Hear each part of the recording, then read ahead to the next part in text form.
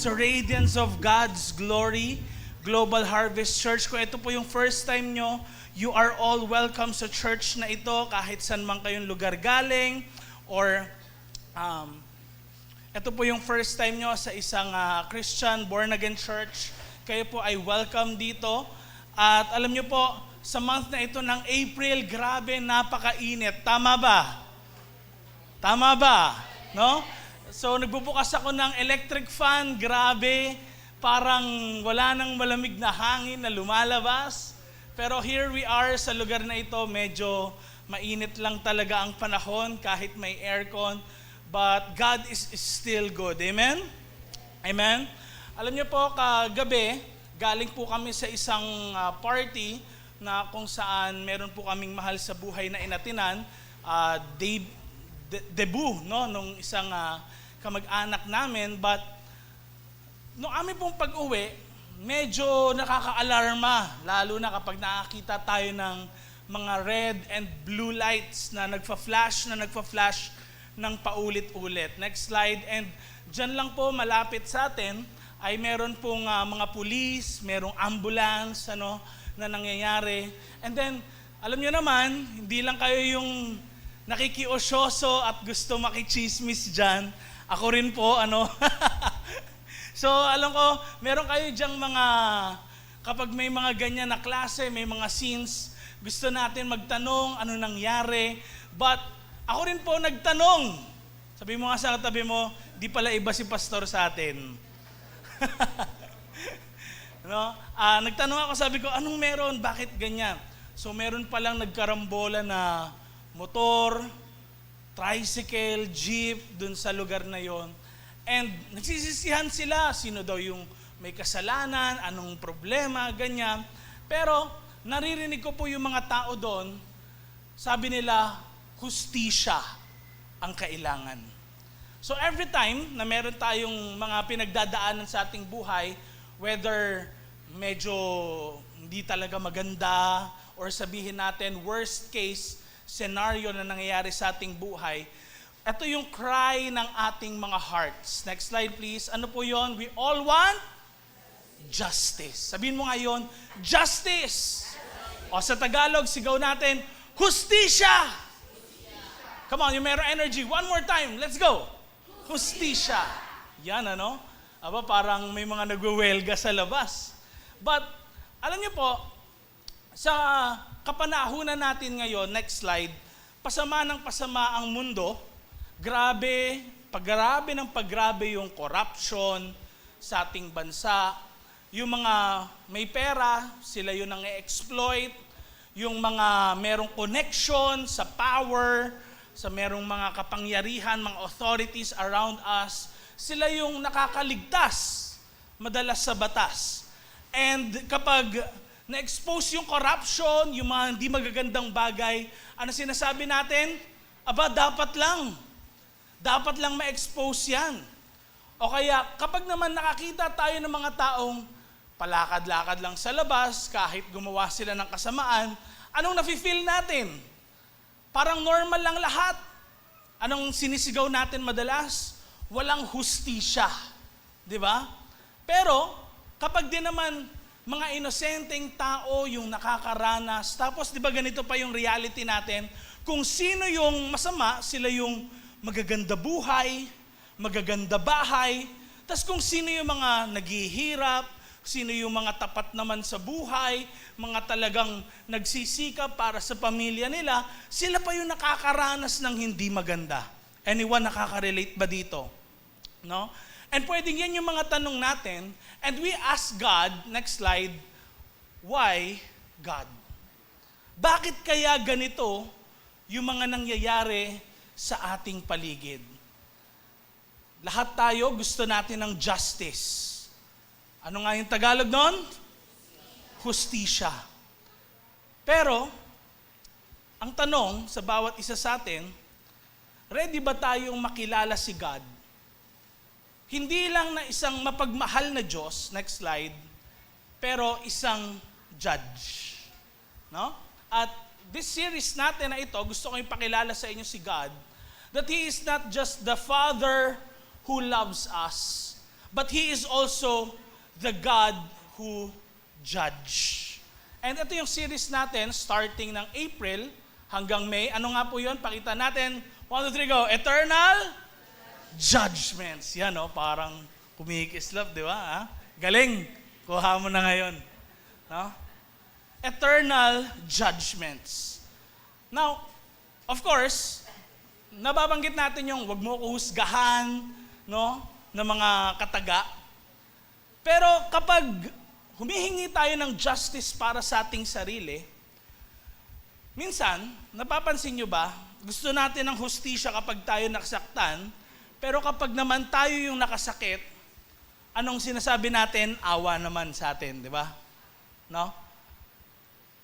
Ngayon, tingnan natin ang ating mga buhay, dahil ito yung reality sa buhay ng bawat isa sa atin, kaya nga Eternal Judgments yung ating series. It's because lahat tayo haharap sa judgment ng Panginoon.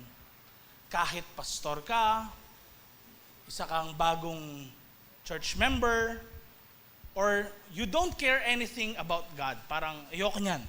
Lahat tayo, whether you like it or not, haharap sa Diyos. Now, ito yung tanong sa bawat isa sa atin, Pastor, bakit natin pag-uusapan yung judgment? Alam niyo po, sa Bible, ang pangalawa na pinakamaraming verses, pinakamaraming topics is actually about judgments. Nuulit ko po, tungkol po sa judgment, yung pangalawang pinakamaraming topics and verses. Una na po doon yung salvation. Pangalawa ay tungkol sa judgment ng Panginoon. Ito yung kanyang muling pagbabalik. And kung tayo ngayon ay haharap sa Diyos, ang tanong natin, maaasahan ko ba talaga si God? Is God, ito yung topic natin, reliable? Say it with me, reliable. Sa Tagalog, ang Diyos ba ay maaasahan? No? Because many times sa ating mga buhay, kapag tayong naargabyado, nagawa ng di maganda, we want to take matters in our own hands. Ano yon? Gusto natin tayo yung gaganti sa mga taong nakasakit sa atin, nakagawa sa atin ng di maganda. Kasi we think most often na baka kasi kulang yung bigay ni God na judgment sa kanila. Hindi ako satisfied. O kaya hanggang sa maibalik ko kung ano yung sakit na ginawa nila sa akin, dapat ma-feel din nila yon. And sometimes, dahil ang feeling natin, parang si God hindi siya maaasahan, tayo tuloy yung nagiging judge sa maraming mga tao sa ating paligid. Hindi natin naiiwasan yon. Oo nga, merong isang segment sa Itbulaga, tinawag yun, di ba, bawal, judgmental. Pero kung makikita nyo, yung mga tao rin na nandoon ay, judgmental talaga, no? But, nonetheless, ang ating Panginoon, gusto ko pong sabihin sa inyo, ay maaasahan natin pagdating sa kanyang mga hatol. Maaasahan natin ang Diyos. Ang sabi ng Book of Psalm, chapter 9, verses 7 to 8. Pero si Lord, ang hari forever. Nasa trono na siya, handa nang mag-judge. Matuwid siyang nagahari sa mundo. Patas siyang mag-judge sa mga tao. Now, magulat po kayo, kahit sa Book of Psalm, ang Book of Psalm, puro po yan mga kanta, na kinakanta nung unang panahon, napakarami pong verses in every chapter about God's judgment. Tignan nyo, no? Judgment ni God, pag-uusapan natin. Bakit? Kasi hindi pwedeng di natin siya pag-usapan. Ito po ay part ng basic teachings talaga ng Christianity. No? And if we don't teach about it, yung foundation ng marami sa Panginoon, pwedeng gumuho. Para tumibay ka sa iyong pananampalataya and knowing about God even more, kailangan alam mo ang tungkol sa judgment ng Diyos at siya ay maaasahan sa kanyang paghatol. Maaasahan natin si God, una sa lahat, because God is holy. Next slide please. God is holy.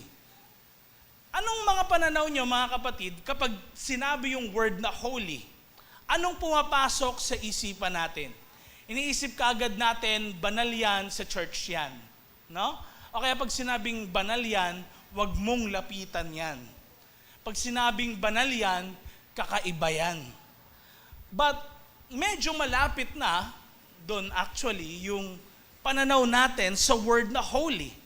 Ang holy po, next slide, is defined as morally and spiritually excellent. Naulitin ko po, morally and spiritually excellent. Kumbaga, kung meron mang gegradean man si God ng kahit sino man, talagang perfect score lagi. Beyond perfection talaga. Hindi mo siya pwedeng gradean ng 99.9. Talagang spiritually excellent talaga.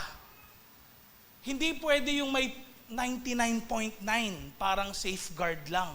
Hindi po. Kailangan full talaga. At pag sinabing holy, eto no, there is none like Him. Walang ibang katulad niya. In short, hindi siya maihahambing sa kahit na anumang bagay dito sa mundo, kahit sino mang tao na lumalakad dito sa lupa. Of course, meron lang tayo mga metaphor na ginagamit. Halimbawa, God is the rock of my salvation, ganyan ano, niyahambing lang siya sa bato, pero kulang yung bato para i-define si God kung sino ba talaga siya. Naintindihan po natin? Kasi nababanggit sa Bible, God is love, pero sa totoo lang, hindi naman yun lang si God. Kaya you will run out of words sa pagsabi kung sino ba si God kasi walang katulad ng Diyos dito sa mundong ginagalawan natin. Nakukuha po ba natin? At hindi siya katulad ng katabi mo. Tignan mo yung katabi mo. Lahat tayo ay judgmental. Madalas tumitingin tayo sa panlabas. Tama ba? So, napanood ko before, merong isang lalaki na nasasangkot sa isang case ng, sorry po sa word, letter R na word, alam nyo na po yun, no? Na kung saan, tinake advantage daw niya yung babae. Ang sabi ng mga pulis, ay, ano yan? R po yung case, rape victim. Kasi bakit? Nung tinignan ngayon yung itsura ng lalaki, hindi kagwapuhan. Di ba? Madalas, ganun tayo. Yun kagad yung haka-haka natin pagdating sa mga iba't ibang bagay sa ating buhay. Pero kapag gwapo, ano daw? Okay lang, di ba? Ganyan. Kasi bakit? Yun yung thinking natin, pero si God, hindi siya doon tumitingin. Amen? Amen? Because there is none like Him. Kung paano ka mag-isip, hindi katulad ng Diyos. Kung may pinakamatalinong tao dito sa lupa, hindi rin ganon kasing talino si God. Mas matalino pa siya. Mas magaling pa siya. Ano pa? Ibig sabihin ng holy. Pure. Set apart. Special. Hindi naman agad-agad po talaga number one na meaning ng holy is walang kasalanang nagagawa. Pero part pa rin yun. Part pa rin yun. Kasi ang kasalanan tinutuling yan na parang dumi or karumihan. Basura. And si God, kung siya ay pure, hindi siya masama. God is good. Amen? All the time, God is good. One more time, God is good. And all the time? So, kung good si God, then He is holy. Naintindihan po natin. Kasi pure siya. Hindi siya katulad ng ibang mga bagay dito sa lupa. Now, kung good si God, ibig sabihin, good din na God is love. Amen? Sino ba dito ang kilig na kilig kapag pinag-usapan ng love? O kaya parang napaka-interesting para sa iyo pag pinag-usapan yung love. Mga kapatid, kaya yan ganyan, nag-i-stir up sa iyo ng iba't ibang klase ng emotion, napapasaya ka because love is actually a good thing. Amen? Love is actually a good thing na nagagamit lang madalas sa kasamaan, ng iba na take advantage lang ang marami. Pero kung si God ay mabuti, Diyos ng pag-ibig, because He is holy, next slide please, kung totoong umiibig si God, pinoprotektahan kasi ng pag-ibig, kung totoong umiibig ang isang tao or si God, pinoprotektahan niya kung ano yung tama. Amen? Now, anong ibig sabihin nito para sa bawat isa sa atin? Mga kapatid, hindi po pwedeng maging masama ang Diyos. Kasi kung masama si God, magiging okay na lang din sa Kanya yung kasamaan. In English, mga kapatid, a God who never judges is a God who does not care about evil. Bakit nga ba kailangan malaman natin na si God ay umuhusga? Kasi may pakialam siya sa kasamaan. Anong ayaw niya? Ang evil. Ayaw niyang magtagumpay ang kasamaan. Ang gusto niya magtagumpay ay kabutihan. Kaya kung ayaw niya ng kabutihan, gusto niya kasamaan, hindi siya manghuhusga o hahatol sa mga tao. Naintindihan po natin. Kung ang Diyos na pinaglilingkuran natin ay walang pakialam sa kasamaan, panalo ang kasamaan. At dahil ang Diyos may pakialam sa kasamaan, ito ay hahatulan niya, ibig sabihin, mapagmahal ang Diyos natin. Kaya, for most of us, mga kapatid, next slide, iniisip natin sa kasalanan, okay lang yan. Ay iniisip natin sa mga di magagandang bagay na alam nating hindi nakalulugod sa Panginoon, mga masasamang bagay ay lahat naman nagkakamali. Ginagawa niya, nagagawa ko minsan, wala. Lahat naman tayo nakakagawa niyan. Parang naging normal na lang sa atin ang kasalanan at kasamaan. O kaya minsan nababanggit pa natin, di ba? Kaya ako naman nagawa yun kasi ganito, kasi ganyan. Naintindihan naman siguro ako ni Lord. Alam niya naman lahat ng bagay sa mundo. But let me tell you mga kapatid, kung ganito yung pag-iisip natin, nakakalimutan natin, next slide, na naintindihan nga tayo ni God, pero accountable na din naman tayo sa Kanya. Dahil bakit? Ang Diyos ay hindi lang Diyos na nakakaintindi sa atin, ang Diyos din ay nakakatingin ng ating mga puso. At kung magiging masama ang laman ng ating mga puso, hindi gusto ng Diyos ang kasamaan na maghari sa ating buhay. Kailangan meron siyang gawin sa bagay na yon. Kaya nga, pag binasa natin, ang Book of Psalm chapter 7 naman, urong tayo, 2 chapter. Tignan nyo to It's about God's judgment na naman. Tignan nyo sa Book of Psalm, kahit hindi ito yung mga narratives, it talks about God's judgment, God's coming judgment sa mga tao. Tignan nyo po nakalagay, verse 9 to 11, O Diyos, Ikaw ay matuwid. Ano yung matuwid? Talagang tama lahat ng ginagawa niya. Anong sabi? Alam mo ang nasa puso at isip namin. So si God, katulad na sabi ko kanina, kung tayo tumitingin sa panlabas, saan madalas tumitingin si God? Sa puso at isip. Mga bagay yan na hindi nakikita ng katabi mo. Hindi alam ng kahit sino man. Hindi alam ng parents mo, pero alam ng Diyos. Kaya, ang prayer nitong taong sumulat ng Psalm chapter 7 ay ganito po, tapusin mo na, Lord, ang gawain ng mga masasama at ang mabubuti ay ano daw? Rewardan mo ng magandang buhay. Bakit? Kasi kung mahal talaga tayo ng Panginoon at mabuti yung ginagawa natin, dapat lang rewardan ni God ang mabubuti at parusahan niya ang mga masasama. Madalas, ang tingin lang natin sa judgment ay masama, negative, di ba? Paparusahan ka. But God's judgment, mga kapatid, goes both ways. Ano yun? Pwedeng parusahan at pwedeng rewardan. Amen? Kaya, pagdating po ng verse 10, ang sabi ganito, no?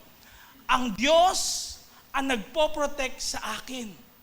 Sinesave niya ang may pusong masunurin. Tanong mo nga katabi mo, masunurin ka ba?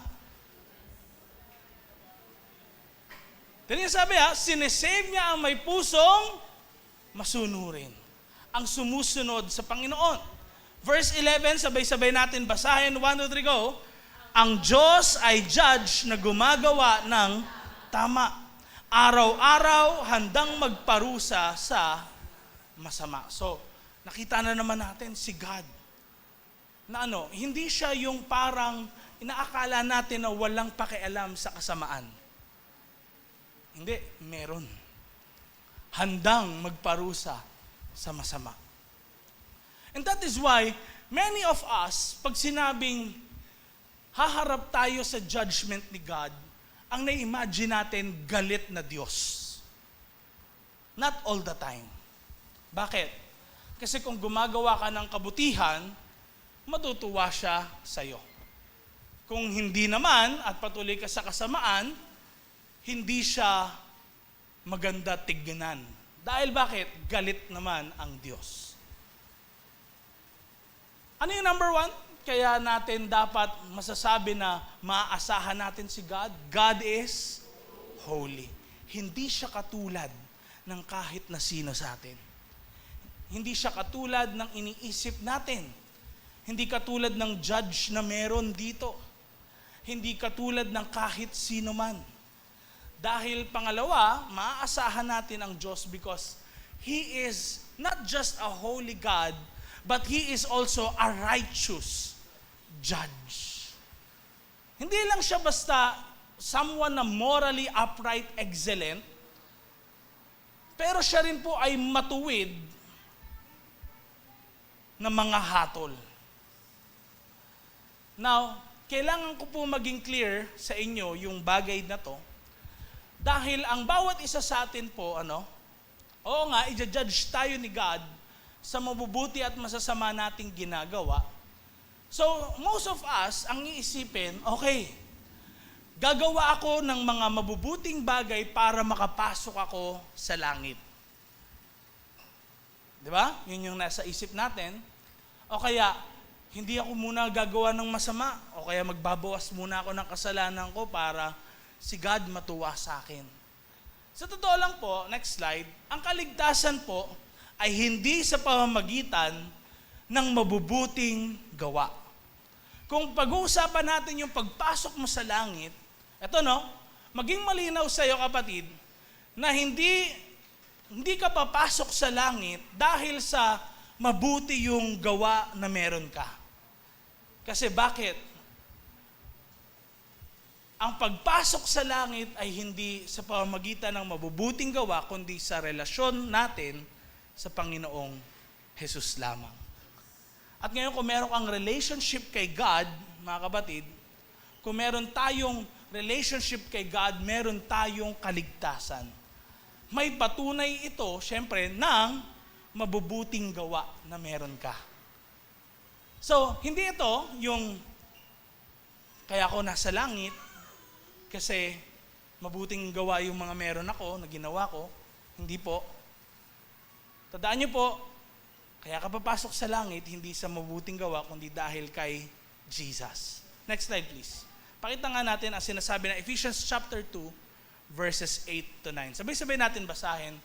Sobrang bait ng Diyos, kaya niligtas niya kayo dahil sa faith nyo. At hindi dahil sa sariling nyong efforts. So, ano daw yung kaligtasan? Dahil daw sa faith. Hindi dahil sa works. No? Hindi dahil sa kabilang ka sa church, nag-church ka kasi, nagpe-pray ka kasi, kundi dahil daw saan? Faith. Ano yung faith? Pagtitiwala sa Diyos. At hindi daw yun dahil sa sarili nating effort. Hindi dahil sa magaling ka, hindi dahil sa nagsiserve ka talaga consistently. Hindi yun. It's God's gift. Hindi daw resulta ng mga ginawa mo yung kaligtasan. Hindi dahil sa mabubuti yung gawa mo. Para daw walang maipagmalaki ang kahit na sino. Ngayon, Pastor, bakit pa kailangan gumawa ng mabubuting gawa? Kung tinanggap ko si Jesus, yung ginawa niya sa akin, may pagtitiwala ko, eto po yun. Kung talagang sinasabi natin na niligtas tayo ng Diyos sa pamamagitan ng pananampalataya, ngayon patunayan natin sa ating mga gawa na tayo talaga ay niligtas. Naintindihan po natin? So hindi ka makakapasok sa langit dahil sa gawa, kundi dahil sa faith.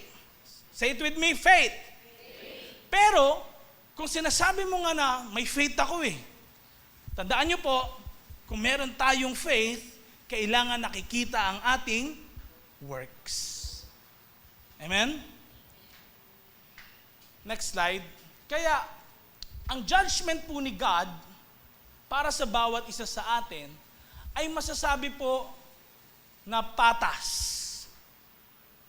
Or sa English, perfectly fair. Ba't fair yan? Mali po na spelling. Ba't fair yan? Fair. Okay?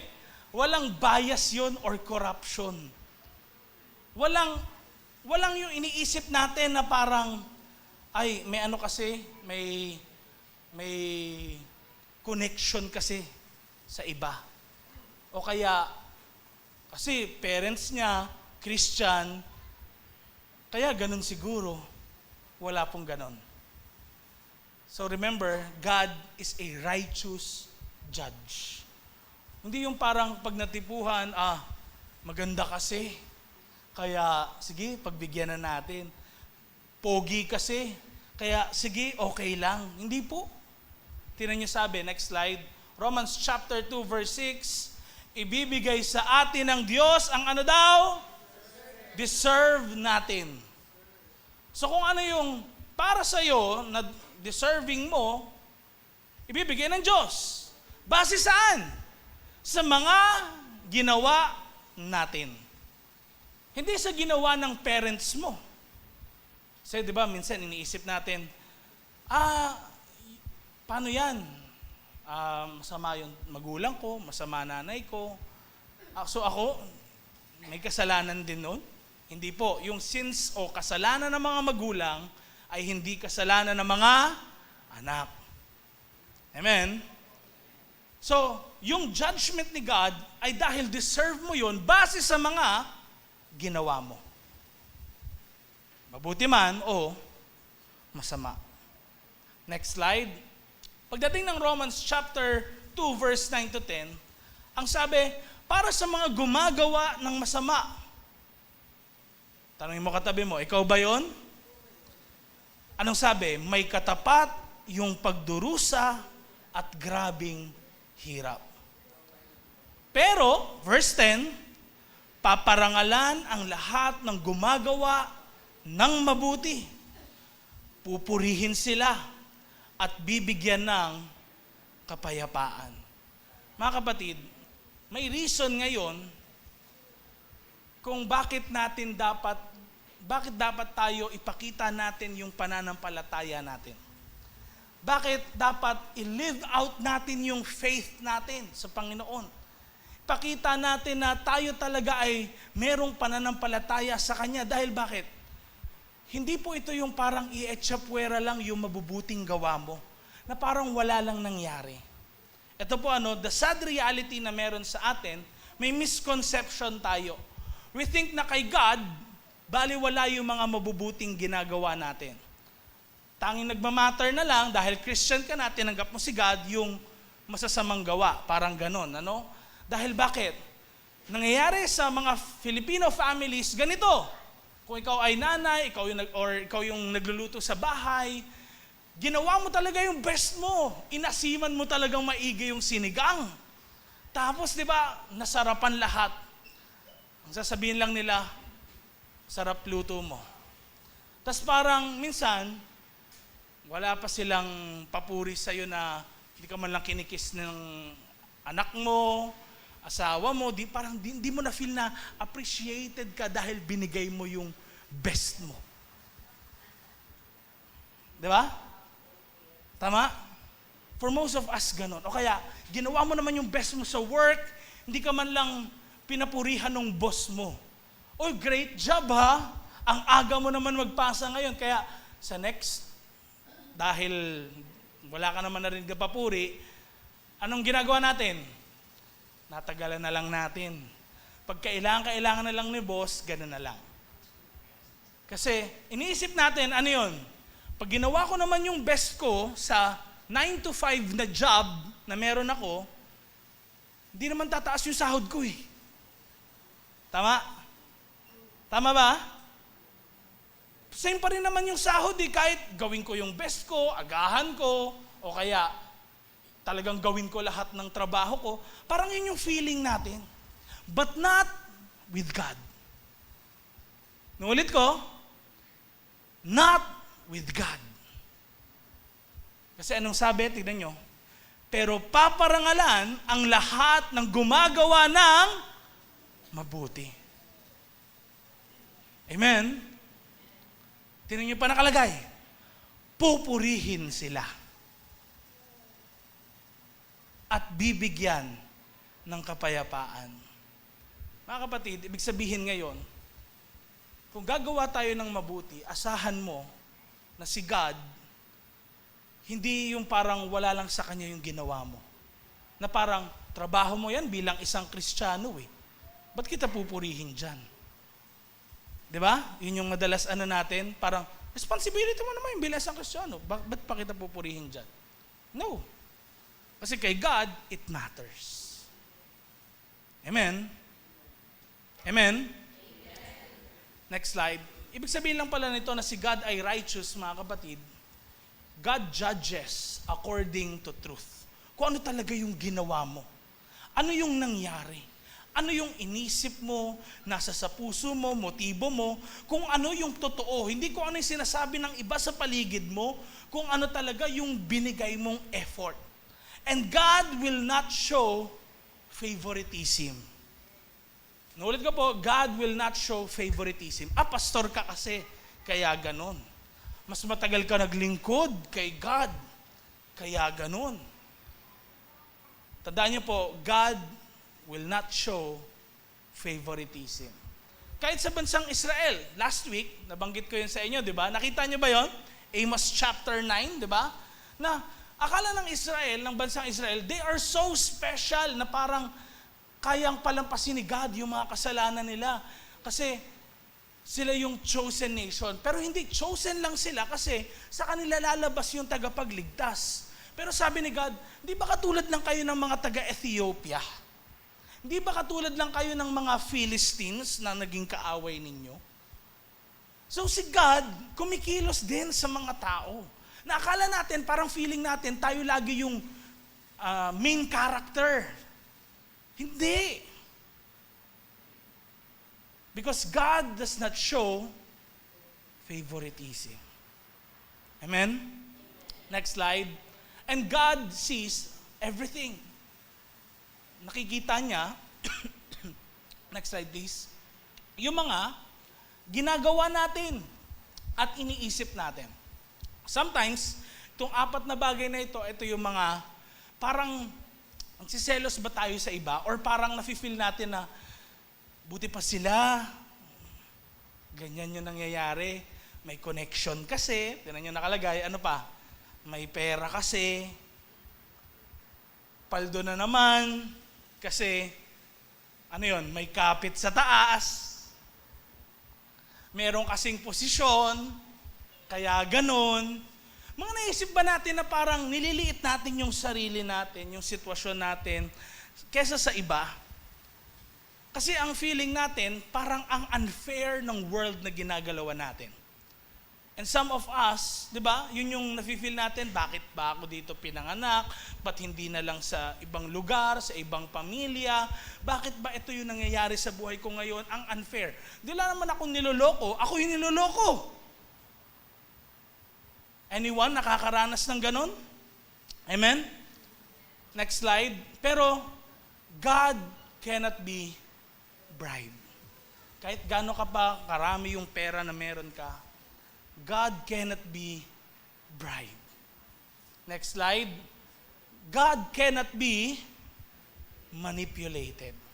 Kung dito sa lupa nagagawa nilang manipulahin yung mga judges sa mga courts, aba, ang Diyos hindi.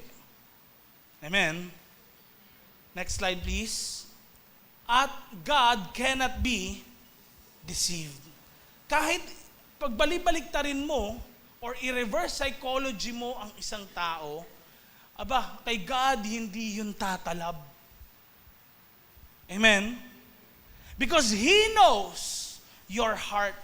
At He knows yung intention ng mga bagay na naisip natin parang hindi naman nakikita siguro yan ni Lord. Hindi po.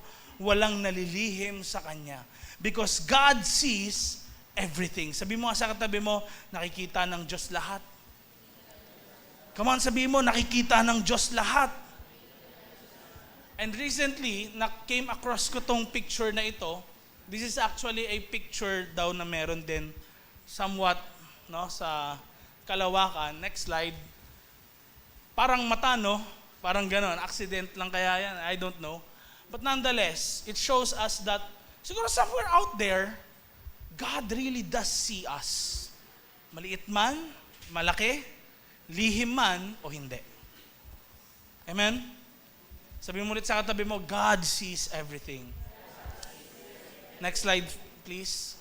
Last but not the least, maasahan natin si God because God is fair. Patas siya. Ano yung number 1? God is holy. Pangalawa, God is.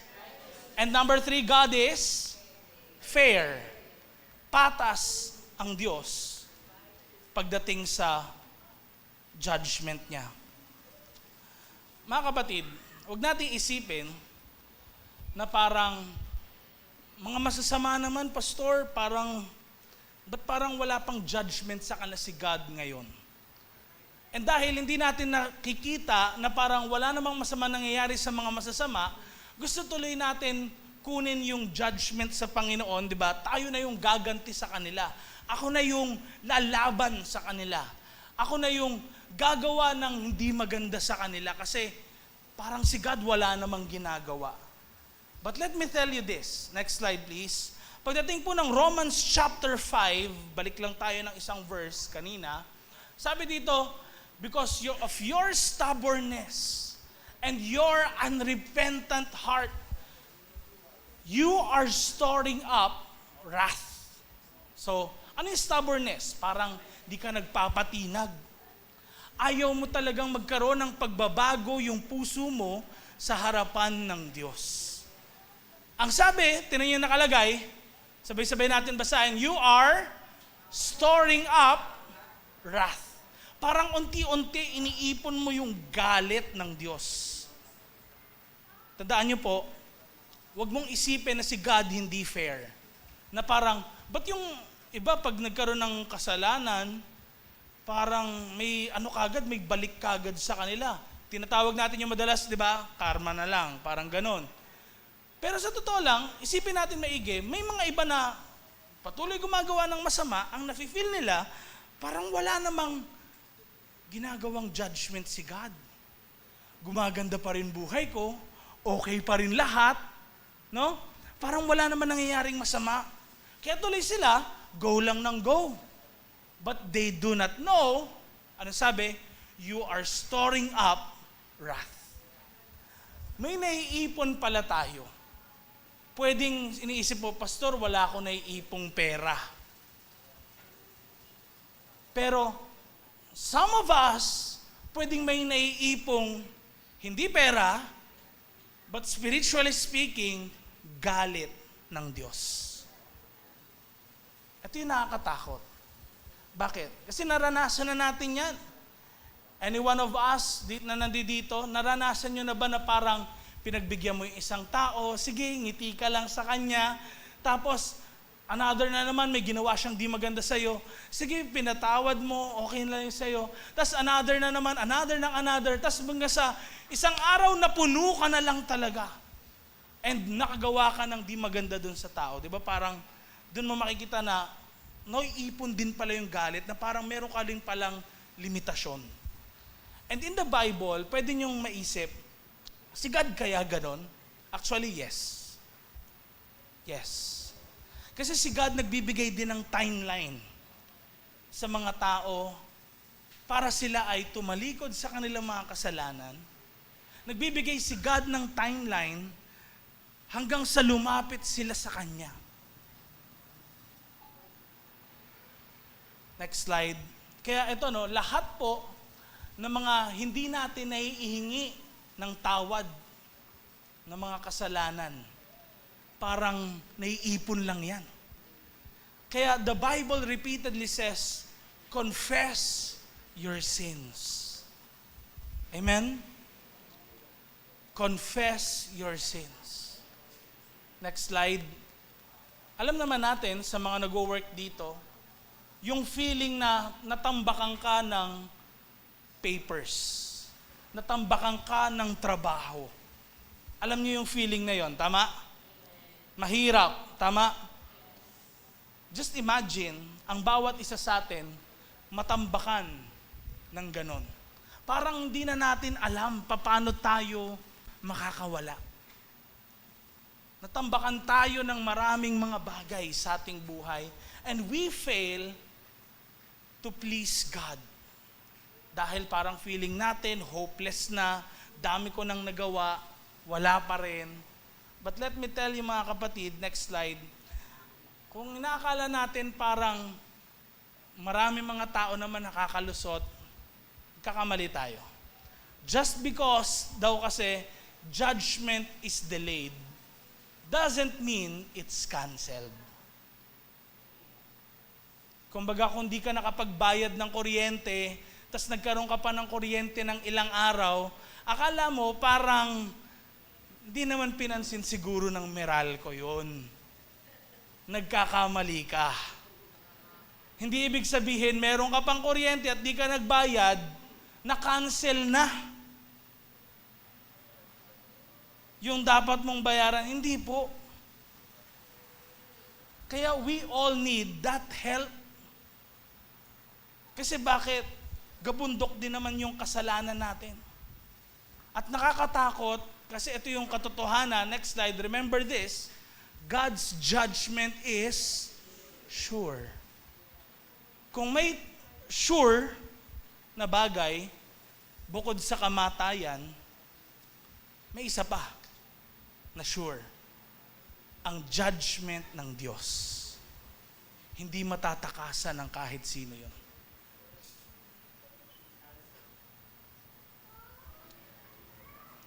Now, sinasabi ko po ito sa inyo dahil kung marirealize nyo lang yung judgment ni God, marirealize nyo rin kung gaano niya kabait sa atin. Ito kung marirealize nyo yung judgment ni God, parang puro negative lang, sa other side yon. But on the other side nito, pag nakita mo yung judgment ni God, makikita mo, next slide, na napakapasensyoso ng Diyos. Pwede niya nang gawin yung mga bagay na hindi maganda sa ating buhay dahil ayaw naman natin lumapit sa Kanya. Pero napakapasensyoso ng Diyos sa'yo. Napakapasensyoso ng Diyos sa akin.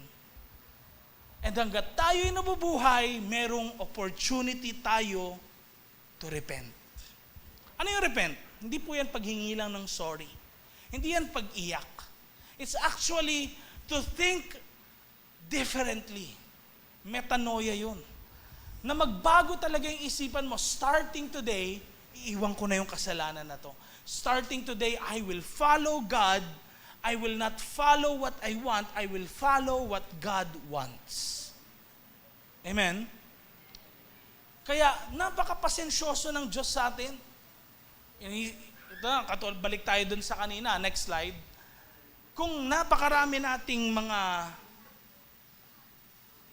dapat pang gawin, tas hindi natapos. Saan niisip natin, parang lagot na ako sa boss ko. Ganyan, ano?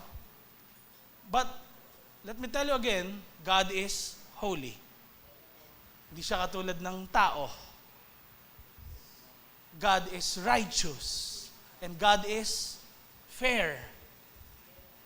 Iba siya pagdating sa atin. Kung nakikita niyo po yung sarili niyo na parang talagang wala na kayong pag-asa, may kamay ang Diyos na nag-e-extend sa buhay ng bawat isa sa atin. Gusto ko pong basahin sa inyo ang Romans chapter 3, verse 23 to 26. Tingnan niyo po ang sabi nito. Nagkasala ang lahat at walang nakaabot sa kalwalhatian ng Diyos. Pero, dahil sa sobrang kabaitan ng Diyos, ito yung other side of the coin. Na ano yun? Mabuti si God. Ginawa silang matuwid. Yung ano yun? Sino yun? Yung mga tao daw na talagang sumunod sa Kanya. Tignan niyo, sabi, binigay ito sa kanila ng Diyos sa tulong daw ni Christ Jesus. So, lahat tayo, kabilang sa sinasabi sa verse 23, na nagkasala lahat. Amen? Walang nakaabot dun sa kalwalhatian ng Diyos. Pero dahil sa sobrang kabaitan ng Diyos, tingnan niyo sabi, binigay sa kanila ng Diyos yung tulong ni Christ Jesus. Anong tulong yon? Pagdating ng verse 25, basahin natin sabay-sabay. Pinadala siya ng Diyos para ipambayad ang dugo niya sa kasalanan ng mga tao. Sino yung napako sa cross? Si Jesus Christ. Niisip natin, hindi ko matulungan nga sarili ko. Paano ko pa maabot si God? Hindi ko na nga kaya to. Ito nangyayari sa buhay ko. Paano pa ako magkakaroon ng matinong relasyon sa Diyos? Because God is holy, amen? And God is righteous. Iba siya sa atin, matuwid siya, kailangan din ng matuwid na sacrifice. Siya yung gumawa ng hindi natin kayang gawin. Mamuhay ng matuwid. Dahil hindi natin kayang mamuhay ng matuwid. Sino yon? Si Jesus. Ang Diyos mismo ang umabot sa tao. Ang Diyos nagkatawang tao through Jesus. At sabi ko nga sa inyo, God is fair. Patas ang Diyos. Ibig sabihin, kung meron siyang sinisingil sa iyo, kailangan may bayad talaga. Amen? Amen. So, ano yung pinambayad na yon sa mga kasalanan natin? Nakalagay, tinan nyo, pinambayad ang alin? Ang dugo niya. Ibig sabihin, yung buhay niya sa kasalanan ng mga tao. Then sabayan nyo ako sa pagbasa nito, naka-bold letters, 1, 2, 3, go. Mapapatawad lang sila pag...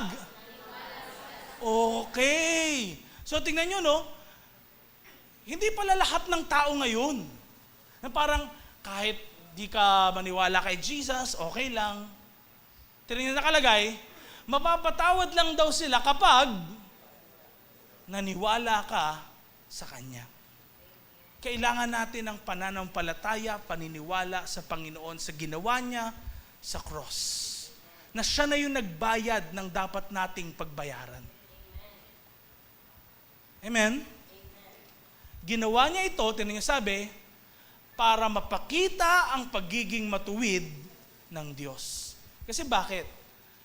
Hindi kasi pwedeng ganito, Sasabihin mo, fair si God. Tapos parang kinancel niya na lang basta-basta yung kasalanan mo na walang bayad? Ano mangyayari sa isang business kapag yung lending business, hindi na siningil yung mga pinautang? Ano mangyayari? Malulugi! Di ba? So hindi sila fair. Kasi bakit? Nalugi. So kailangan may bayad. Kaya ang Diyos mismo, sinend niya si Jesus Christ para siya na yung maging kabayaran sa mga kasalanan natin.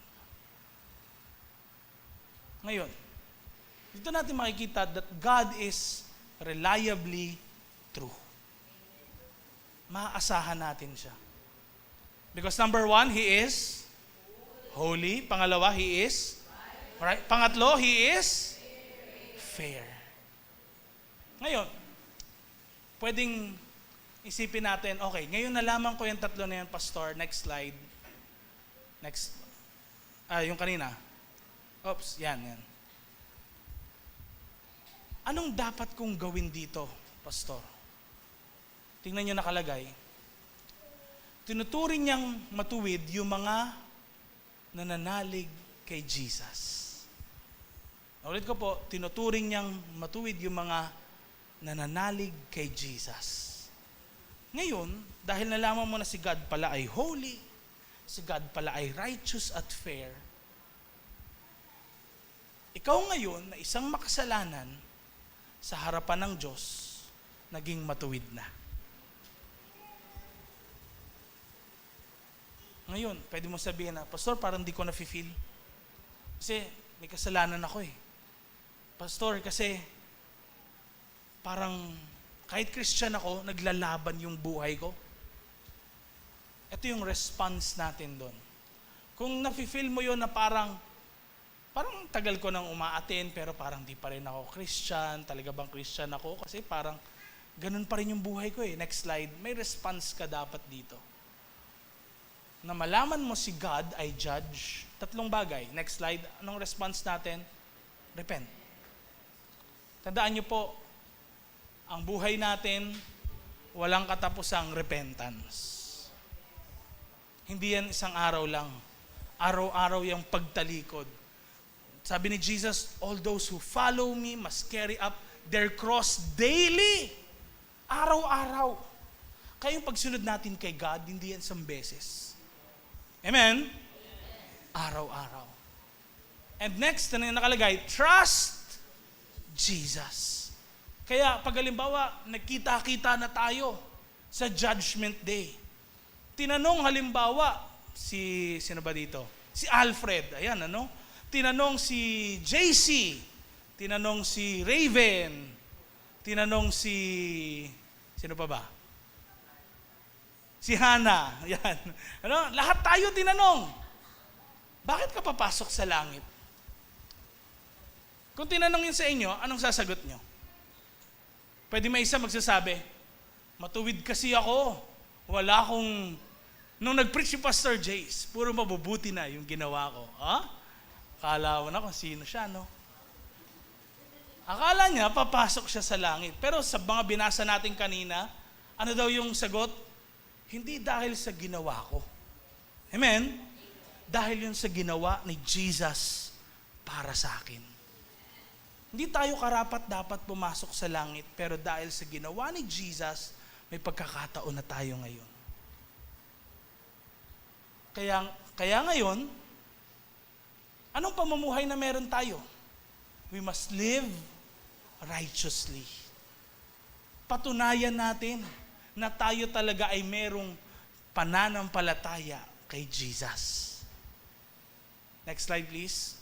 Sa ating pangwakas, sabay-sabay nating basahin. Tayo lahat ay tumayo. Sabay-sabay natin basahin. 1, 2, 3, go. Hindi lang mapagmahal. Come on, yung merong energy. Ulit. 1, 2, 3, go. Hindi lang mapagmahal na Ama ang Diyos. He is also a righteous judge. At dahil siya ay righteous judge, pwede natin siyang pagkatiwalaan ng buong buo. If you came here, kapatid, tapos may isang tao na parang di mo pa napapatawad sa iyong buhay, or probably may gusto kang gawin sa kanya pagbalik mo, sa bahay or pag nagkita kayo, huwag nyo nang ituloy yun. Bakit? Because God is a righteous judge. Siya yung nakakaalam ng pinagdadaanan mo, ng mga sakit na naranasan mo. Pero siya rin nakakaalam ng tamang parusa sa kanila. The Bible says, kung tayo rin naman yung gumawa nun, kinuha natin sa Diyos, yung dapat na sa Kanya, wala na siya magiging parusa sa kanila. Kasi kinuha natin kung ano yung sa Diyos eh. Tayo na lang ngayon yung i-judge ni Lord. Kaya, pwede ba sa oras na ito, can you pray a prayer na kung saan humihingi ng kapatawaran sa Diyos, nagre-release ng forgiveness, tsaka nagsasabing nagtitiwala sa Panginoon ng buong buo. Pwede bang pikit natin ang ating mga mata, focus nyo kay Jesus, ang inyong mga isipan.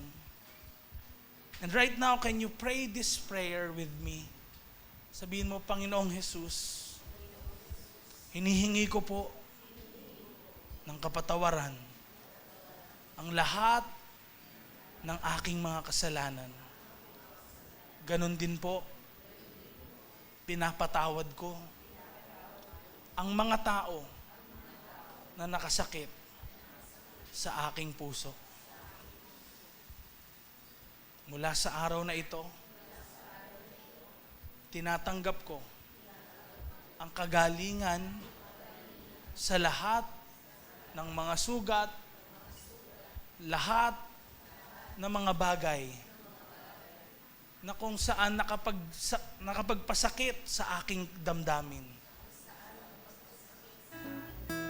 Mula sa araw na ito, tinatanggap ko si Jesus Christ sa aking puso bilang Panginoon at tagapagligtas ng aking buhay. Tulungan niyo po ako pagkatiwalaan ko si Jesus Christ ng buong buo. In Jesus' name. In Jesus' name. Amen and amen. I want to pray for you. Lord, sa hapon na ito, alam ko hindi aksidenteng dinako niyo sila sa lugar na ito. Right now, Lord, nakikita niyo po yung kanilang mga buhay. Some of them may struggle sa pagpapatawad. Some of them, they want to take matters in their own hands.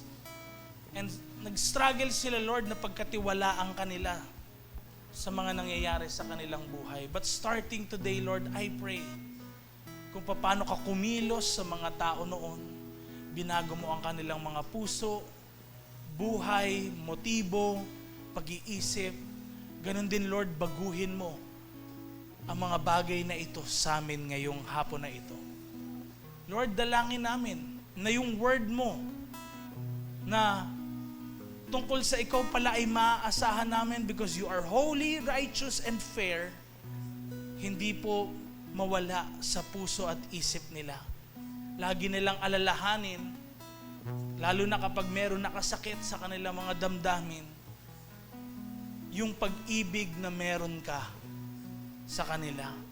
At ikaw rin, Lord, yung magja-judge in their place. Lord, dalangin namin, mag-grow ang bawat isa sa amin sa pagkilala lalo sa iyo. Pag alis nila sa lugar na ito, Lord, maging channel sila ng blessing sa maraming mga tao. Maging magaang ang kanilang mga puso at magaang din ang puso ng mga taong makakasalamuha nila sa kanila. Makilala kanila, Panginoon, ng lubusan, mag-grow sila sa kanilang spiritual life. At higit sa lahat, Lord, makasama namin sila na merong daladala rin na mga tao sa iyo para marami lalong makakilala sa Diyos na umiibig sa amin at Diyos na nagmamahal sa amin ng lubusan, kaya ayaw niya ng kasamaan. Lord, we thank you and we want to bless you and glorify you sa aming kalagitnaan. Thank you, Lord, for the forgiveness. Thank you, Lord, sa pagbigay ng solusyon sa mga problema namin. At kung meron man iba sa kanila, Lord, na nangailangan ng provision sa kanilang pag-aaral, nangailangan, Lord, ng promotion sa trabaho, nangailangan ng bagong trabaho, dalangin namin, Lord, yung inyong provision sa kanila. Kayo yung magbukas ng pintuan sa kanilang mga buhay. Na I can see open doors sa ibang bansa. Lord, kung kalooban nyo ito, kayo po yung magsaayos ng lahat. Kung kayo, Lord, yung may kalooban sa kanila na kung saan magpalit sila ng career, Lord, dalangin ko po kayo yung mag-guide all throughout. And sa kanila, Lord, na papasok sa relationship, I pray na kayo po yung maging center nito at hindi po kayo mawala sa kanilang mga buhay. In Jesus' name we pray. Lahat tayo magsabi na, Amen and Amen.